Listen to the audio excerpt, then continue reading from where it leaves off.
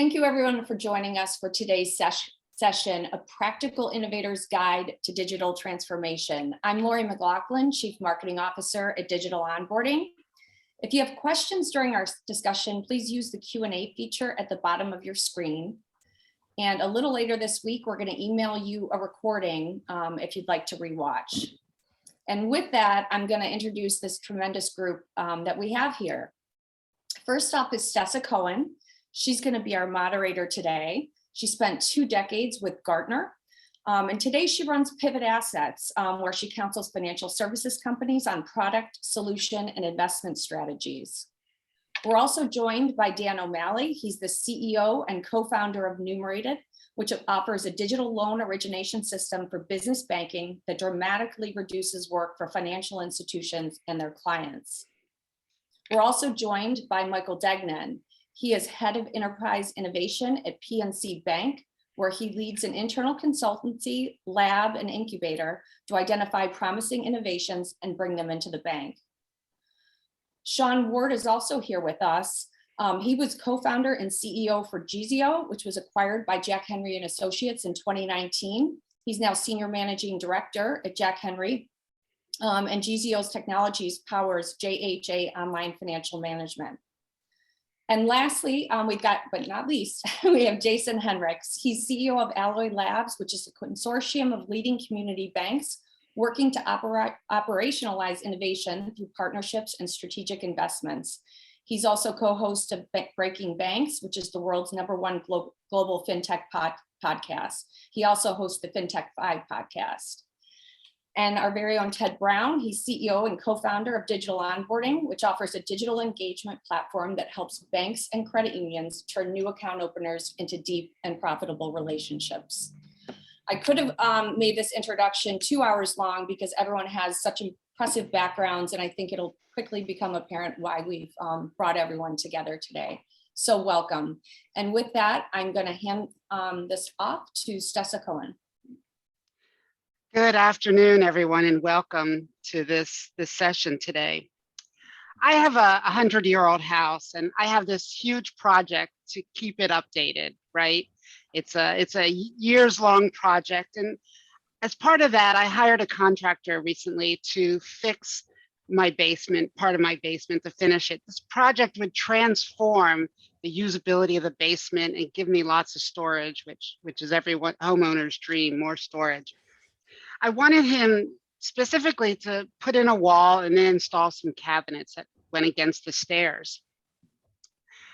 But when he started the project, Wayne, my contractor, pulled off the sheetrock and discovered that these 100-year-old stairs were being held up by 7 bags of concrete.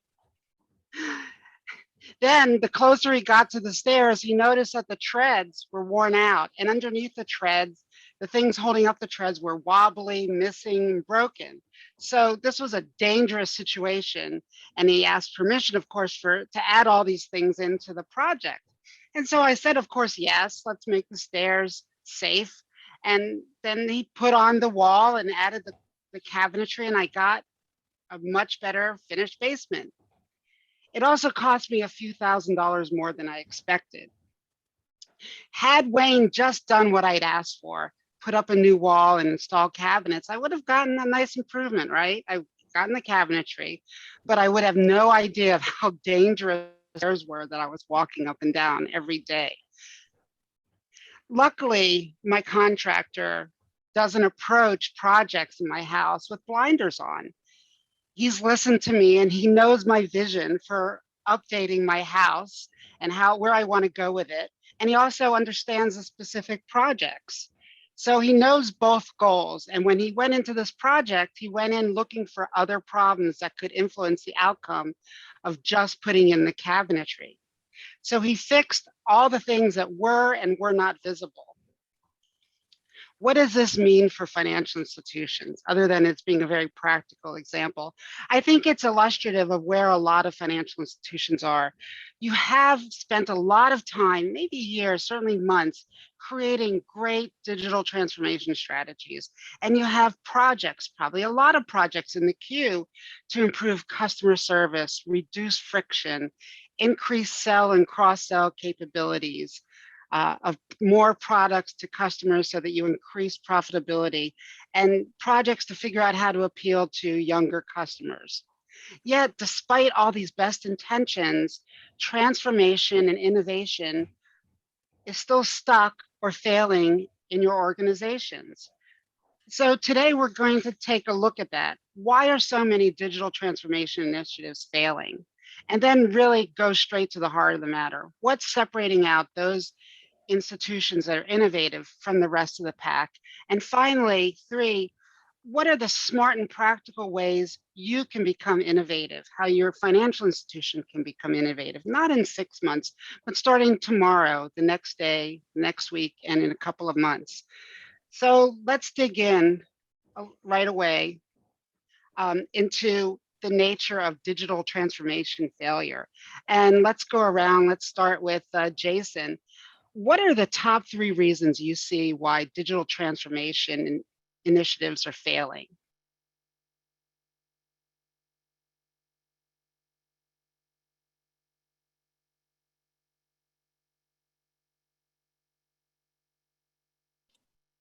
Could you repeat that? My internet Oh, just did a weird thing, which is weird since I'm on a hardwired. I heard the top 3 and then your mouth quit moving. What are the top 3 reasons why digital transformation initiatives are failing in financial institutions? Oh man, you're gonna limit me to 3? Yeah, Man, just 3. 3. I wish that was the part that was cut off and these guys would be off the hook. I could just talk for the next 45 minutes. I would say there's a couple pieces that play into this. And the first is the emphasis always goes on the plan when we talk about strategic plan. And it's the regulators that have, I think, conditioned banks to think about this. And so we put all this emphasis on the planning and not enough emphasis on the what am I trying to accomplish and a true strategy around that. And I loved what you said in your opener, and you'd be surprised the number of times that I get to an executive suite and they're like, we just need a little bit help. Here's our strategic plan, and we're just not sure where to start. And I look at it, I'm like, that's not a plan. That's like a honey-do list. Like that's what Jess produces for me on a weekly basis. And it's things like what you had just said. It'll be this laundry list of, and I wish I was making this up, but this is actually a bank had 23 items on their strategic plan. And it involves such things as millennials, just one word, millennials, build new headquarters, right? Improve operating efficiency with a whole paragraph of numbers. But none of this was actually anything related to a real strategy. And so I cut my teeth working for Michael Porter, the famed godfather of modern strategy. And I'm sure Dan will opine because this is how we met. We were both working as strategy consultants. And he defines strategy as what is your unique and sustainable competitive advantage. And if you look at 99%, maybe that's overly generous, of community banks, they're executing exactly the same strategy, and they will tell you, oh, it's our relationship with our customers, but they're being all things to all people. So that's number 1. I'll speed up on the others. I'd say number 2 is that they just are putting digital lipstick on the pig. They're taking existing broken processes and they're just digitizing them. And that is not actually what customers want. And the third thing is they spend so much time on that planning thing and getting the perfect plan together that they don't leave enough time to execute. And then they're so wedded to the plan because they spend so much time building it that, they just keep executing when the world is actually changing around them. Now, that's not to say throw the plan out the window. Eisenhower has this great quote that says, plans are useless, but planning is indispensable. And I would say you need a vision. You need a short-term plan to start moving on it, but then you just need to start. Right. So let's go next to Dan. What are your top 3? Or they don't have to be top 3, but your 3 that you would cite as reasons things are failing. Yeah, I'll definitely echo one of the things that Jason said. Just like understanding what the goal is, like what are we trying to do here, and getting like really clear on that is the place to start. And it's amazing how many people think that they've done that, but they don't really have the goal figured out. What I'll probably talk about as a number 2 is all of the tough work that comes to convince people that goal is right. There's a bunch of cultural work that if you don't fight through it, like you're just not going to have the alignment you need to get there, and you need to draw it out, right? If you declare that you want to be, the best at X in the world, right? And it's a bold, audacious claim. Like 2/3 of your company doesn't think that you can do that, clearly. And you're going to have to convince them. And a third is all excited and doesn't know how to do it. And so like fighting through that cultural change, getting people to like openly disagree with you and tell you that no way, you're full of, like you need to draw that out. And if you try to go right to the plan without actually getting alignment on the goal, you're just going to fail. And by the way, like it's kind of fun to disagree with people and tell them to disagree with you. And like, let's get it all out in the open on the table. Like you got to kind of relish that team building that goes along with getting people aligned on an audacious goal. And, I think everybody's busy. Everybody's got a day job. Like that can fall away pretty easily. And you're just kind of destined to fail if you don't have the alignment. How about you, Michael? What are your thoughts? In a way, it's reassuring, and in another way, it's also a little frightening that the things that what Jason and Dan have kind of talked about, we see here internally as well, because it's a lot of the same thing. I think a lot of the challenges here, they're not really the technological challenges, they're human factors. It's like we use design thinking a lot, and we're increasingly using that as really like a strategic framework to help push some of these things forward, because it helps some of the methods there help to cut through a lot of where people will confuse the work to be done with the goal and or the plan. People see these things all kind of coming together, and they're different. And I just completely echo with what Jason and what Dan are saying about this, because there is a lot of work done. And the way that I think about it is that, like what Dan was saying, the words I was thinking was, you need a champion internally who has the energy to push through like what I refer to as like the semantic gap between someone will say a word and two different people have two different opinions. It takes a lot of energy to narrow that, to get on the same page all across an organization. So that's something that we see frequently, and the more successful projects are the ones where you have the sufficient energy put into it to kind of narrow it and close that.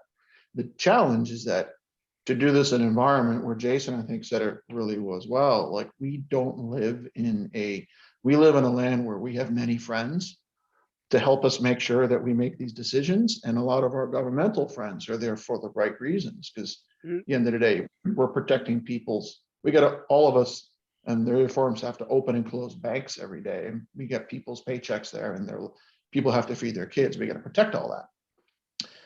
And there's an anchor point that has us around to make sure we do that the right way. But it sometimes takes even more energy to work with our partners to pull them along with this as well.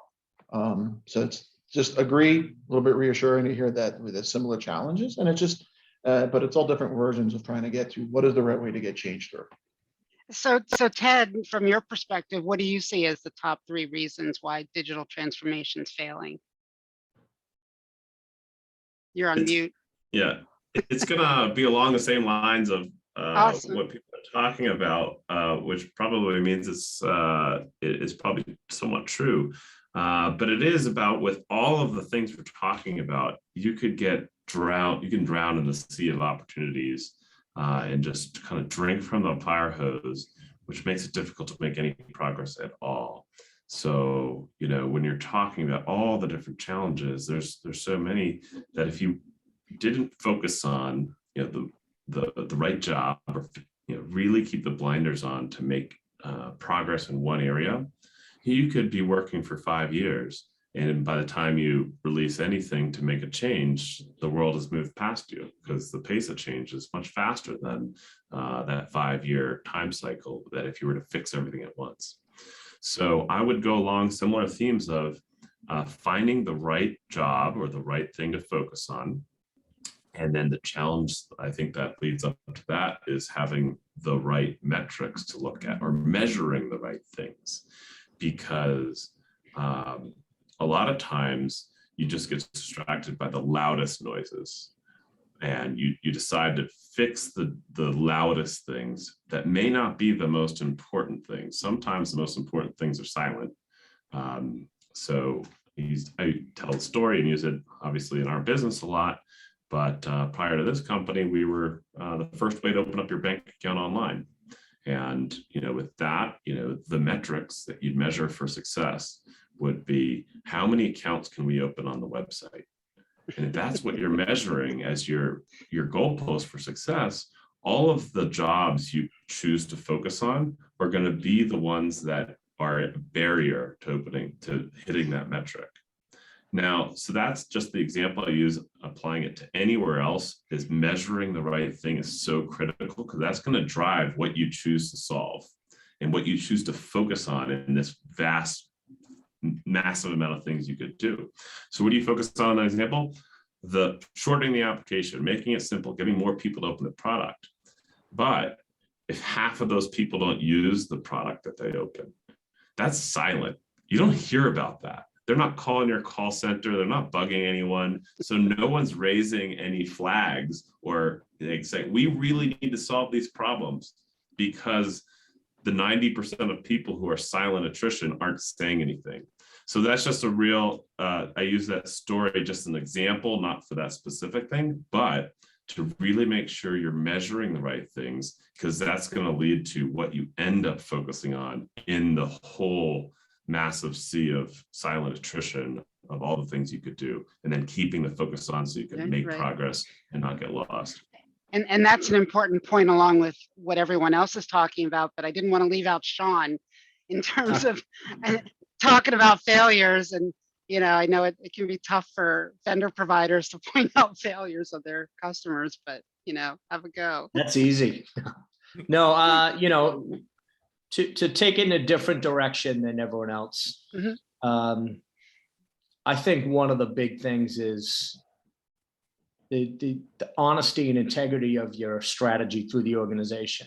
So I'll give you an example. I talked to many banks and credit unions, and, you know, they're concerned about fintech, but, you know, they'll callously throw out there, but we really care about our customers. This fintech, you know, they're just in for this reason. And it was banks and credit unions that or their technology providers that reordered transactions to increase overdraft fees. That No, Sean, they would do that? yeah, that it's, you know, these fintechs like Chime and then Square Fold have said, you know what, we can bring direct deposit information sooner to our customers. So I think if they were honest in what they wanted to do, so there's a challenge, for example, it said, you know what, X number of our customers are overdraft and they're not managing their money well enough. We need to figure out a way to preserve their pocketbooks and make sure they have enough money to pay their bills and drive on a real problem, and then figure out the technology, the solution to do that. But they, you know, there's still too much cheerleading about protecting what they have without really acting on what's in the best interest of their customers. You know, what strikes me already about this conversation is that nobody's saying choose X type of technology, you know, none of this API, whatever, and that it's very strongly rooted in non-technical issues around why things are failing. If I had $1 for every time I had a conversation with an executive team and they said, well, just tell me which vendor to use, right? And it's like, no, it's all about the strategy. And they're like, yeah, that's great, but which vendor should I use for my small business lending? So then I'm always like, let me introduce you to O'Malley over at Numerated. It's like, clearly you don't understand. He can go school you. Well, this has been also my experience as well. You know, all right, that's fine about the strategy. Now, which are the top 3 vendors? That's fine. I maybe we don't run into it, but that would be another one to avoid. Just avoid the buzzwords. Like, block the buzzwords out of your vocabulary. You know, stop thinking about machine learning or AI or blockchain and think about what you're going to use those things for potentially, or other things you could use to, you know, achieve the actual goal, because those aren't goals in themselves. So clearly, maybe just to segue into the next topic, is that maybe one of the key things that differentiates really innovative financial institutions right now is not focused on technology per se as the driver of everything, but something else. And at least one of you brought up the concept of jobs to be done. So let's just take a minute and kind of define, what is a job to be done? What does that mean? Ted, when you want to take that up? Yeah, what is the problem you're going to solve for, which market or which group of people? Defining that group of people and what the problem you're going to solve for that audience. I think that's that's defining the job. And that, I guess, what I was trying to say before, what's going to influence what you choose for that is going to be what you're measuring and what's visible. And that was just the warning, is that sometimes the best or most effective job is the silent one, the one you don't hear about. That could be strategically more important, or because you don't hear about them because people are just leaving. They're not even complaining. Right. So just the job is what what impact are you going to have on what group of individuals, and now how you go about solving that job is where I think people get lost, because they think the job is like that buzzword that you may use to solve it. Right. So Mike, I know you brought this up as well, and you were starting to talk about jobs to be done in your role, and that plays a pretty big role in innovation strategy in your team. Yeah. Yeah, it does. So like we spent a lot of time thinking about this. And like we've had a design thinking team internally that's almost like this is very much an internal consultancy for 6-7 years now, and we increasingly find ourselves being asked to do more and more strategic projects that involve business strategy. And I think the reason for that is because, frankly, of starting with that job to be done kind of framework, because ultimately everybody in here ultimately is somewhere along the value chain of serving customers. Like our business, like the business is not going to be a business if it doesn't serve customers. So if we go from there, and which is ultimately around an organizing principle around people, like these are human problems that need to be solved. So human-centered design is a good way framework to begin to unpack this stuff. So what is the job that the person needs to be done, and how can you better serve a product that will create and design and deliver a product that will serve that need? If you go there from the customer perspective, you begin to think about how do you organize business activities to provide that job? What are the features that are competitive in a marketplace that can provide that job? And things, a lot of them begin to kind of flow off of that. So it's something that we think about a bunch, and we use that as really as an organizing principle, because one, it refocuses people out of the day-to-day morass of the various checklists and this technology, but we don't do that. We don't do it that way here, or this different technology doesn't talk to tech. It's not the other thing. It is a way to cut through a little bit of that and focus people on what is the right thing that we are trying to do for a customer, and how do you design a business activity around to implement that, to deliver that in a competitive way to that customer based upon the environment that you're in. What are the features that you need? How do you design those features? It all begins to kind of pivot off of that point. And we found that to be a good starting point to get people to kind of drink the Kool-Aid of design thinking, and a lot of the way around we can do to innovate, create innovative solutions around that. And then things like technology kind of fall from that, because it's all technology ultimately is a mean to enable people to do things easier, faster, quicker.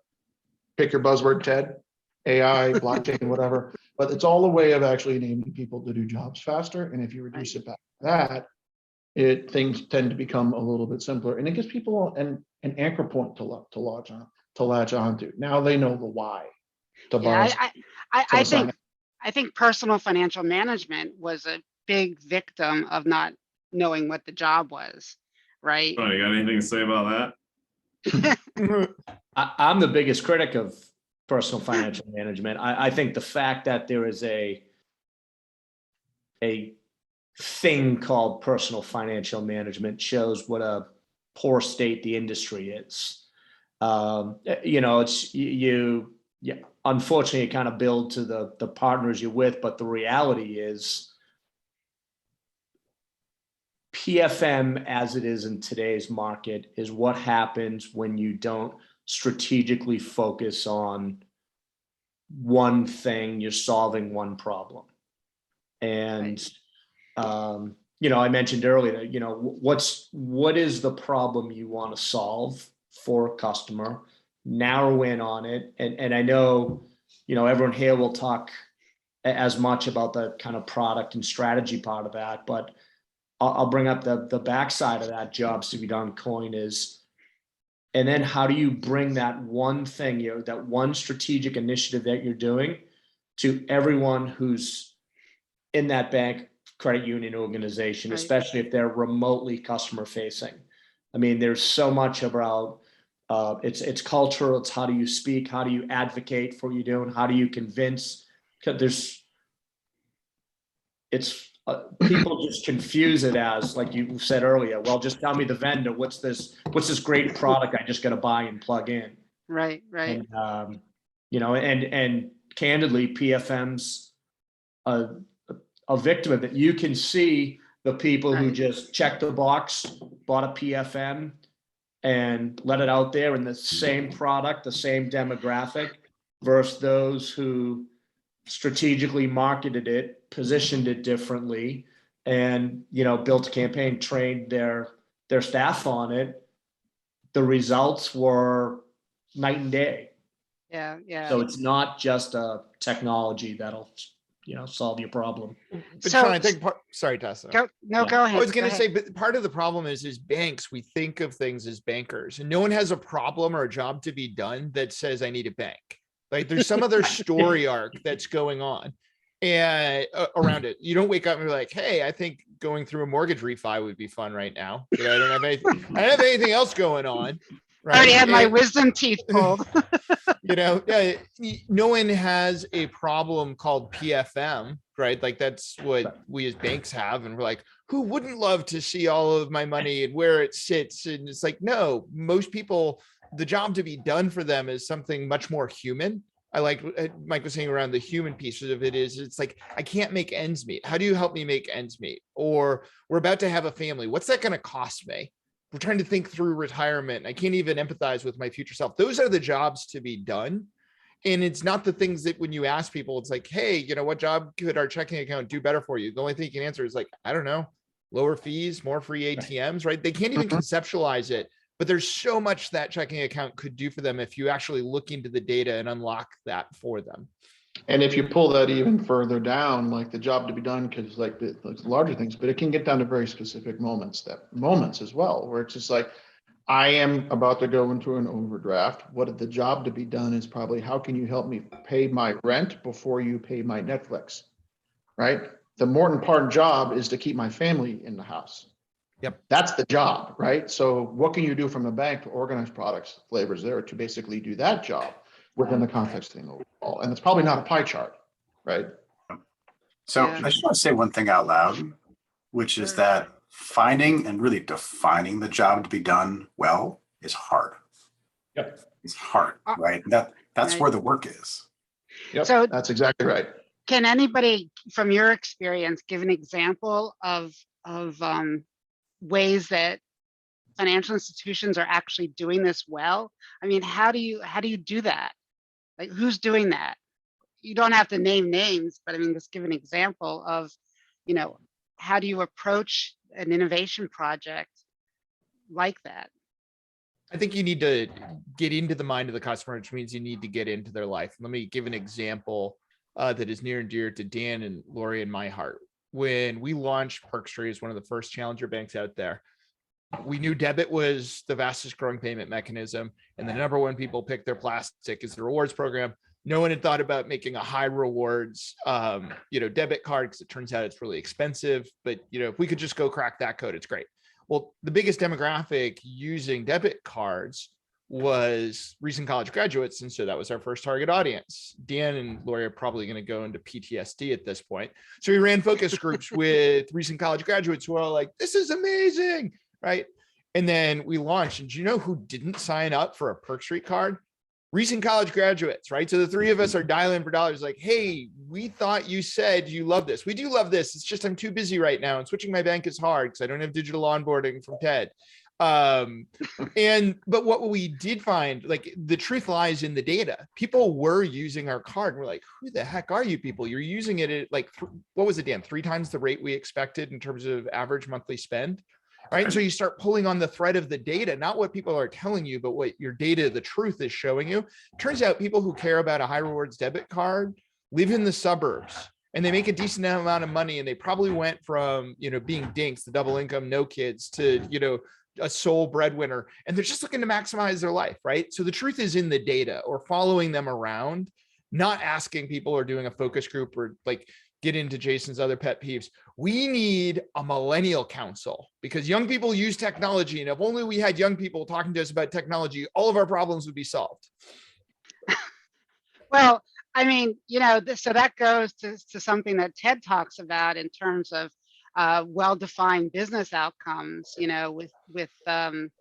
with solutions. I mean, so you can't just say, oh, we're going to make sure, for example, with digital onboarding, and I'm sure this goes for Numerated, you're going to acquire X number of customers. So how do you define, how do you work with FIs, financial institutions, to get the right outcome, to focus on the right outcome? And this actually is coming from a question from one of the participants. I mean, is that a struggle? Do you have to work with the bank or the community bank to get to that place where they can accept that? You want to jump in first, Ted, or you want me to hit it? Yeah. Go for it, Dan. All right. So, we work with financial institutions to digitize lending. That's what we do. Why do you do that, right? I mean, yes, ultimately you want to be able to sell more loans profitably, but there's typically a reason, like you have a hypothesis on the job you're trying to do for your customer that's going to lead to more improved financial results. And, for us, it's usually just like you're saving your customers time, right? As banks, we try to save our customers money. Really, we need to be worrying more today in today's world about saving them time. And so, time to fund. How long is it? If it's 2 weeks, you didn't do a very good job, right? It might have given you great technology. You didn't do a very good job together with us. And so there's usually one other metric you need to be tracking that's before kind of the financial result you want to see, okay, I did the thing I said I was going to do. I saved my customers some time. Then you can ask the question, did I make some money from that? Well, this is a good business idea.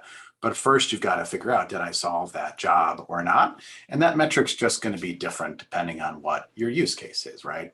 There's 15 different reasons, and we have 15 different playbooks for digitizing lending. Every one of them has different KPIs. Interesting. So the search for a single set of KPIs, Ted, might be pointless. You want to talk a little bit about that? Yeah. I kind of think we could summarize this whole section of the conversation as everyone needs to, or banks need to be entrepreneurial. And that doesn't mean you need to start a business from scratch, but you need to think about problems before solutions. And for those of us who have started businesses, we tend to learn that the hard way, meaning one who says, I'm gonna start a business, starts it with a great idea, their great idea. And most of those people fail. So you learn it the hard way. But I think it's more just, there's a couple examples to your point of banks or credit unions who have done this really well. And it doesn't necessarily have to be from a technology standpoint. So for example, the start of COVID, when those banks and credit unions who really succeeded, went out to their customers or their members or their audiences and saying, save your summer vacation. They didn't say, get a boat loan or get an RV loan. They said, save your summer vacation, because that's the problem to solve. And how you solve it is through the product. So that's flipping that way of thinking. And Dan, I'll pick on you really quickly. I feel like you got lucky in that you started solving a problem before it existed. So Dan's online business, get a business loan really quickly online. Well, it became a real big problem with COVID and PPP loans, and all of a sudden it went through the roof. But that's, you may have been a little bit before head of your skis with this problem that was looking, or solution that was looking for a problem. And anyone knows that you'd much rather have a problem that doesn't have a solution yet than the reverse. So I don't know, that's my 2 cents on the topic of the way to shift the way you think and the way that you have the dog wagging the tail. I think the KPI conversation plays off of that as well, because you need to pick the Mhm. KPIs that actually are It does. ones that enable the business. Most of the KPIs that I've heard about are wrong. And like just to use Ted's example, it's like the right thing to do to empower business thinking entrepreneurial is like, how can you solve a problem for both customers in a way that makes you money? What is the overlap of those, right? Opening a checking account online is the easiest KPI, the first thing, obvious one, but that's the wrong one. You need to open a profitable checking account online that people use, thus onboarding, right? That's the real KPI to look at. If you organize around like how to like open up an account and get people to use it, now you're doing something that drives it. It's I call them like first derivative KPIs. It's the one beyond that actually drives the business. That's where you should be focused, because if not, all these other like easily countable ones are probably the wrong ones you're looking at, because it's going to distract you or generate a whole bunch of wasted money. So also what you're also saying here, a few of you, is that innovation in a financial institution isn't just say digitizing account opening and digitizing onboarding, but it's like, how do we bring it together in a way that makes it easier for the customer and more seamless and helps them do the things they need to do, like I need a new checking account because it has a better rate, and then I'm going to need a car loan because I'm getting a new car, but also makes the bank money, makes the financial institution money. Those two kinds of KPIs are important. And that's innovative, because it's not just saying, oh, we can open 1 million new accounts, but 0.003% of the people then use them. That's not innovative. And that might be destroying the business too, right? And hey, Steph, if I can just touch on Sure, please. what everyone was saying too, because I see this a lot in bank and credit union. Like another part of being entrepreneurial, having an entrepreneurial mindset that our bank and credit union customers need to embrace is failing or pivoting early is a success.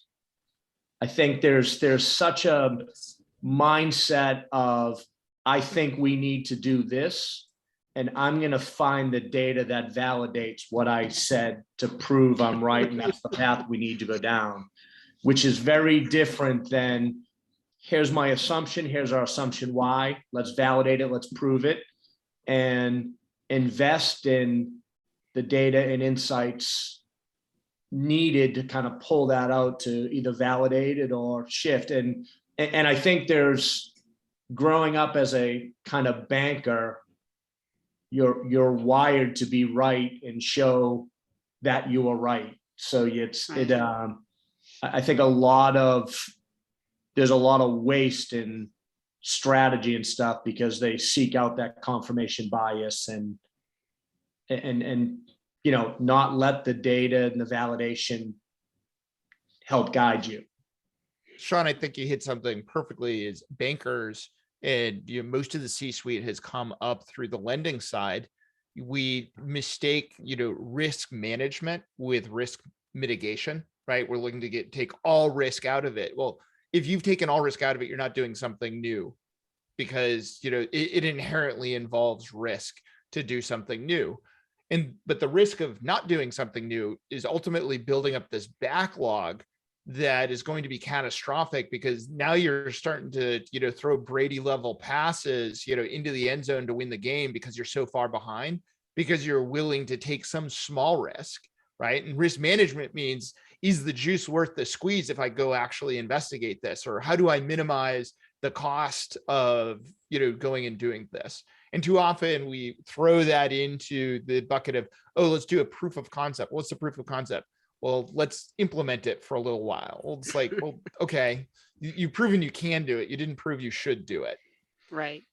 So I think that's a great way to lead into some really smart and practical ways that people who are on this call today, on this webinar, can approach innovation in their own institutions. And one of the questions that we have is around, how do you find the right technology / innovation leadership to help the organization innovate in the right ways that actually improve customer experience and maybe get at some of these other jobs to be done, because customer experience, I think by itself might not be a job.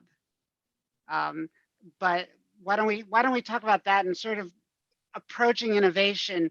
What's practical things can you tell the audience today around leadership and innovation?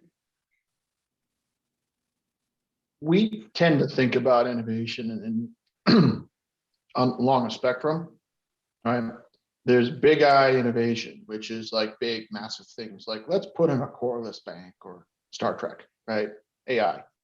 And then there's more smaller I innovation, which is little small things that kind of go with that. And I think that one of the first kind of insights that we try and teach internally is the innovation can come in a variety of different forms. And it makes it, when you begin to think about it in the context of spectrum, it makes it more approachable and achievable and inclusive, to be honest. And so I'd say if there are things you're looking at this, if you're hearing about things like, if you're find yourself asking questions like, what vendor do I use? And what is my timeline to put in a whole brand new whatever system? Yes, that's great. You need to do that, but also do smaller things like, how can I identify places and things that I can achieve my goal within my domain to make it better for the customer and make my business area? Is there a KPI that I can chase differently? To that, toward the middle, even smaller things like, if I'm in the branch, is there a better place to put the paper? Right? It's little small things like this. Because a lot of little small things get wins, and those wins add up and they create momentum over time.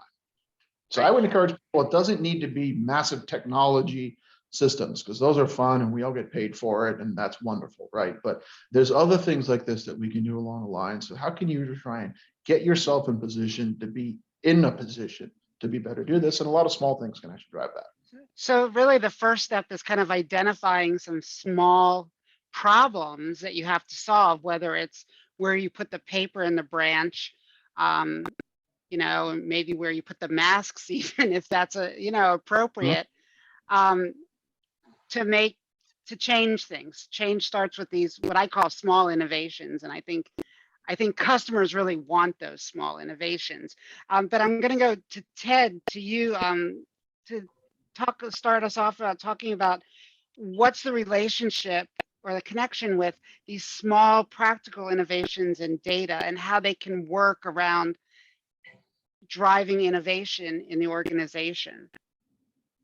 Yeah, I'm glad you brought. I was going to bring up data at some point because, and I was going to bring it up next. So I think we beat we made the point. It's really hard to find the right job and pick it.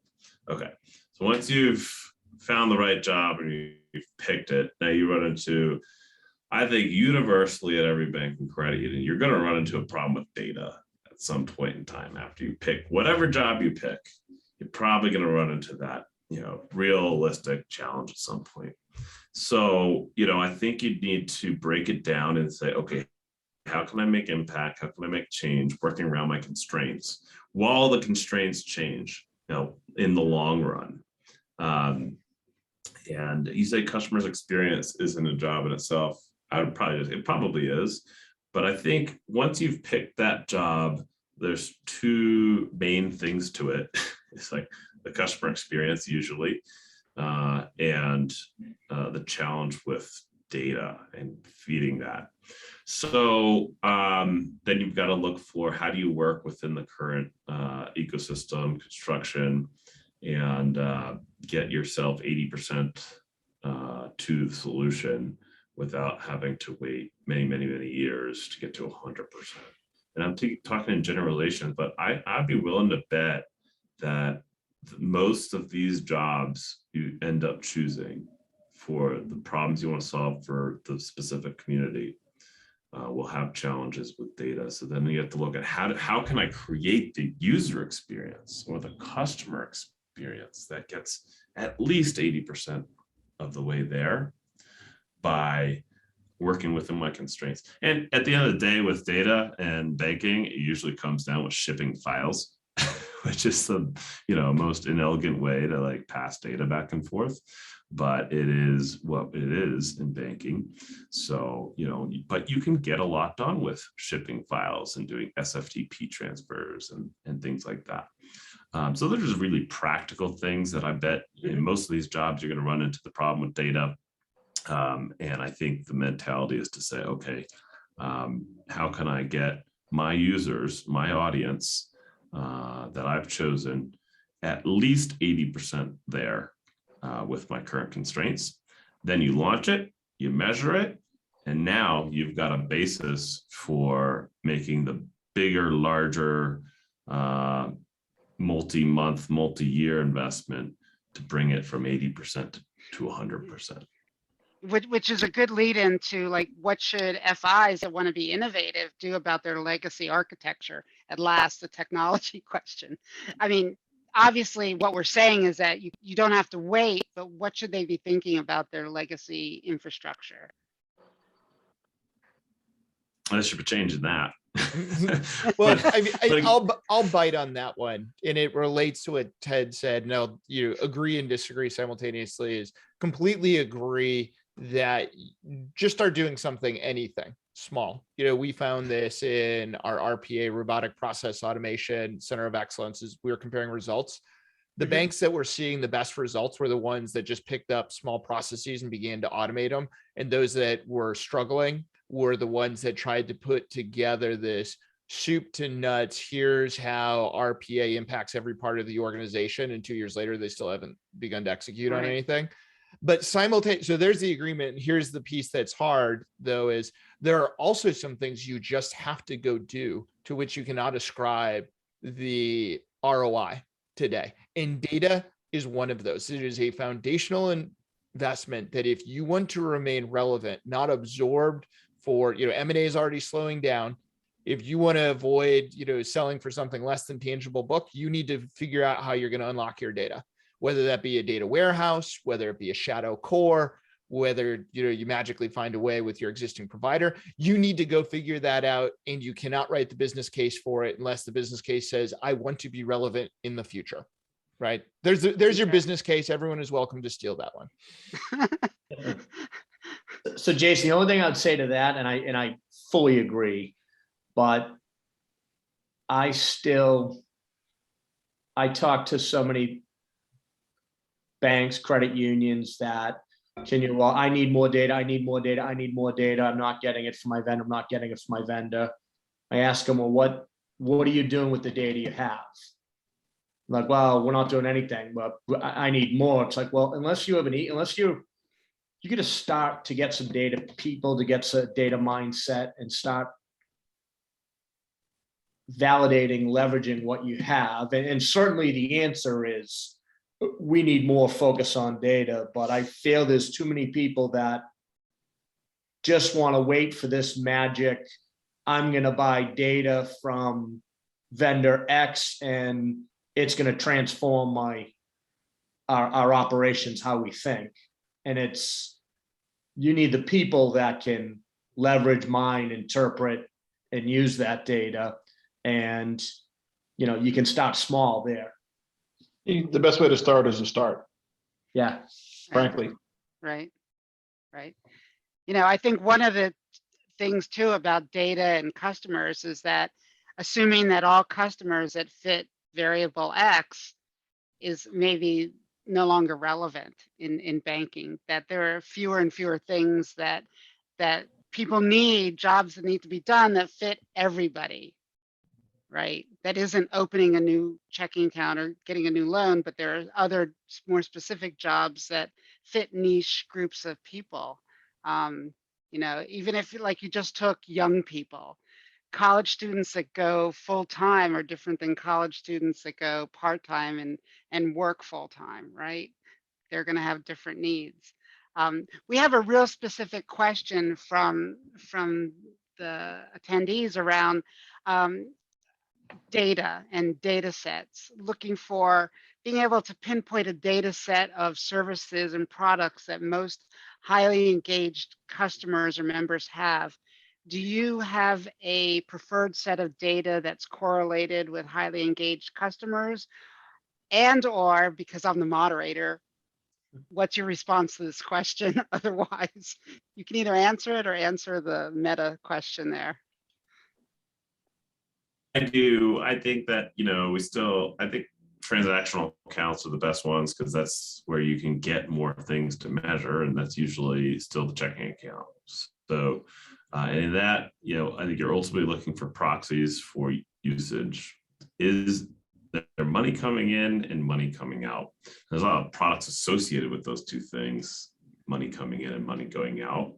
And that is generally giving you a good proxy about how this household views your institution, whether they'd be interested in considering other things that, you come out with, other solutions for the household. So the way, I think people will, at least in the past, they usually look at bill pay for the money going out, but you can't just look at bill pay. Certainly more and more consumers use their cards for more and more things. So that's still, just as good a proxy if they pay Spotify from, card or debit card that you issued as a bank, and that's what they stored. That's a pretty good proxy about how they feel about you. If their paychecks coming in, direct deposits, usually that's a really good sign. So I think it's those proxies around utilization that gives you a good sense about how they view you as an institution and whether they'd be a prime target for one of these other innovations we're talking about to try to bring to that relationship. Ted, I'd also say, look where the money is going. You think you own the relationship because you have the checking account and the direct deposit, and then you it's going to another checking account. I mean, and it's going to Venmo, Coinbase, Chime, right? And this host of other applications, right? And, Ron Shevlin had one of my favorite phrases, banks are in danger of becoming just the Roach Motel. Check in, your money checks in and checks out. Mm-hmm. Right. It's a really good point. There's a big difference if it's going to Spotify than if it's going to, an online high yield savings account. And I think how you tie those two together is, can you trend the data? So having the data, who has direct deposit, who's, setting up those outflows. But over time, are you losing more or gaining more customers that are adding more? I think is where the real story is told. Interesting. So kind of to wrap up our practical and smart ways sorry, just that's one okay. more thing on that. I just wanted to highlight again, because I do think a lot of people will take something like mobile logins or online logins and use that as the proxy for this is very popular. That's why I just want to point it out, and it makes sense. It's easy to measure, but I don't think that's as strong of a proxy for the relationship. If you're just saying, oh, they're checking their phone for 30 seconds, as if the money's going in and out. So that is just the one thing. Your product, you use whatever service product you're using. Does that affect, that equation? That's my 2 cents. So access is not as good as transactions. That's right. As a measure. And then to tie it back originally, it's like, are the transactions that you're seeing aligned to the important jobs that the family needs to do, household needs to do to continue to be a household, right? Because I think you're arguing that if am I going to pay, am I buying groceries with this every week? So that's how I'm feeding my family. That's a pretty good indication that you're now the central relationship with that customer. Or am I just sending it to Chime? Or am I buying Bitcoin through Coinbase or whatever, right? So again, what is the human behavior that is important? Are you doing the job? Are they hiring your product to do that job for them and their family for the core? So it's like Maslow, for the core fundamental things of what you're trying to do there. Okay, so I just want to wrap up by going around and getting one practical thing that FIs who are really good and successful at innovating do. So if you could name one thing, and I know you all have many and we could spend another hour for each, just one thing that you think that they should be doing to be successful around innovation. We'll start with Dan. I'm gonna put a plug in for having fun. It like cannot be It's good. overestimated. Everything we just talked about sounds hard and it's heavy. You don't know the right answers. And like, you know what matters? Like getting people excited, pushing through all those hard things. And the only way to do it is having fun. Like put up a scoreboard, celebrating when you hit the win, talk a little smack, give each other a hard time. Like you gotta have some fun. And so celebrating the wins along the way, I just think is crucial, or else eventually everyone just gets tired and like goes to another problem. So you gotta have fun. So I think that's something everybody can do tomorrow, right? Mhm. All right, Sean, how about you?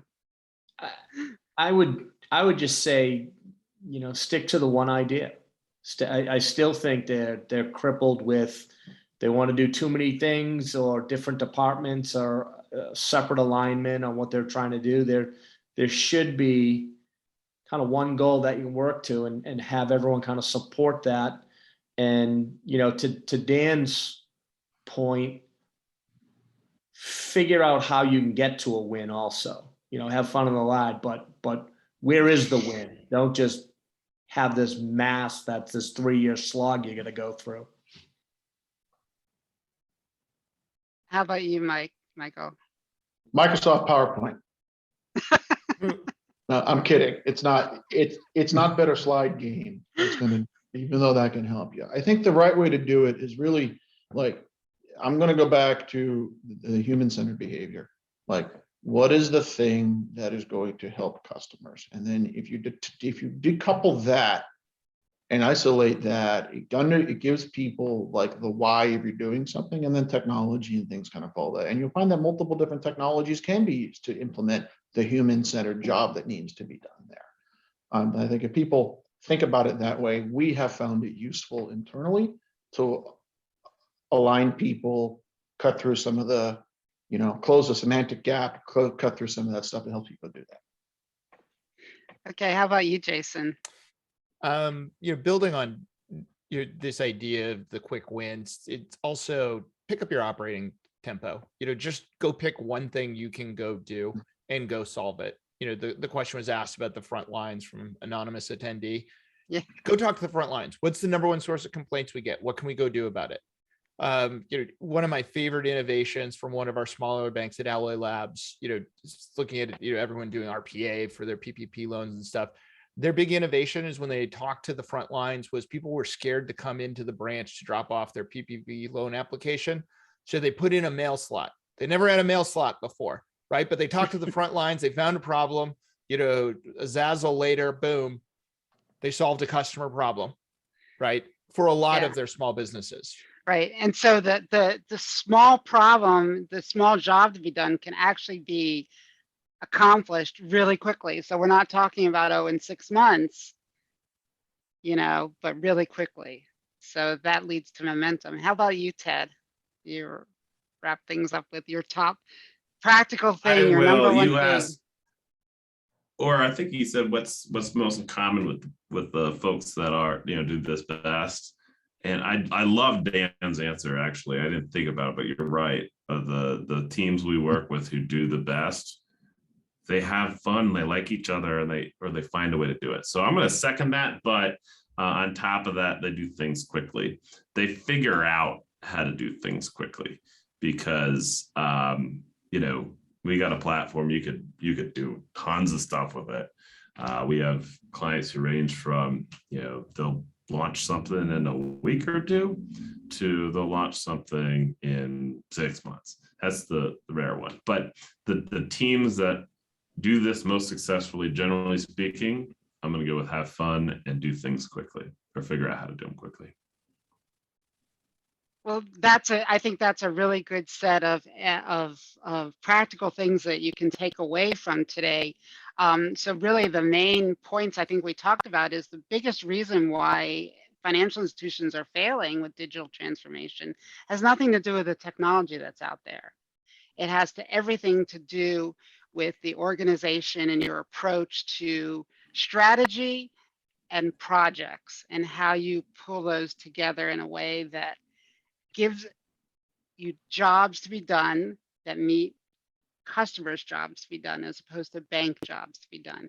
Being able to measure those and roll them out quickly. This isn't about something that it could be as simple literally as putting a mail slot in or moving paper.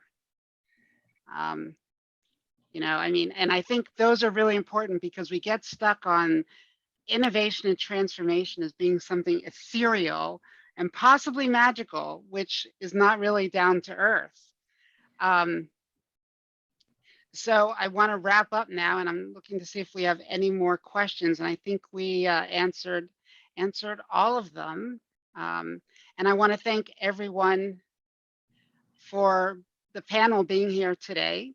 And I'll toss it back to Lori. Great. Yeah, I just want to reiterate, thanks so much for joining us. Don't forget, we're going to send you a recording of this presentation. I want to thank all of our panelists. Thank you, Stessa, for moderating, and thank you to everyone that attended. I hope you have a great day. Thanks, Awesome. everyone. Thanks, everyone.